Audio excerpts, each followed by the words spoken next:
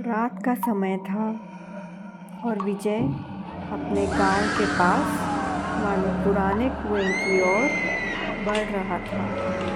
गांव में लोग कहते थे कि उस कुएं के पास एक भूतनी रहती है जो रात में रोने की आवाज़ें निकालती है। विजय को इन बातों पर यकीन नहीं था, इसलिए उसने खुद सच जानने की ठानी। कुएं के पास पहुंचते ही हवा तेज चलने लगी और पेड़ों की पत्तियां सरसराने लगी। अचानक कुएं से किसी के रोने की आवाज़ आई। विजय का दिल तेजी से धड़कने लगा, लेकिन उसने हिम्मत नहीं हारी और कुएं के करीब पहुंचा। जैसे ही उसने कुएं में झांककर देखा, एक सफ़ेद धुंधली आकृति पानी से बाहर निकलने लगी।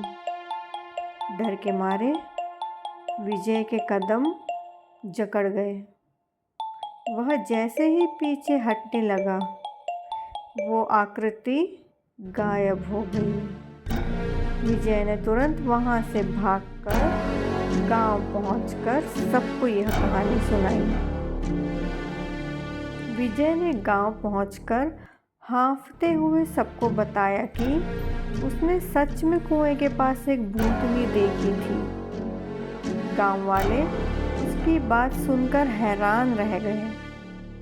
कुछ ने उसे डर से उड़ा दिया, तो कुछ ने सोचा कि विजय सच कह रहा होगा।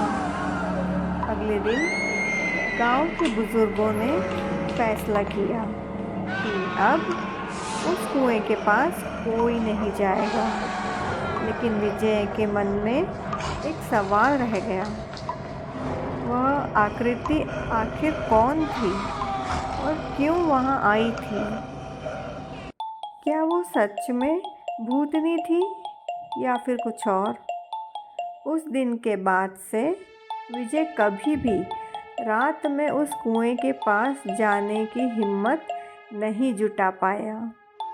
लोग अब भी रात को कुएं से आने वाली रहस्यमयी आवाज़ों के बारे में बातें करते हैं, लेकिन उस रात का रहस्य आज भी अनसुलझा है। अगर आपको मेरी ये कहानी पसंद आई है तो इसे लाइक और सब्सक्राइब ज़रूर करें।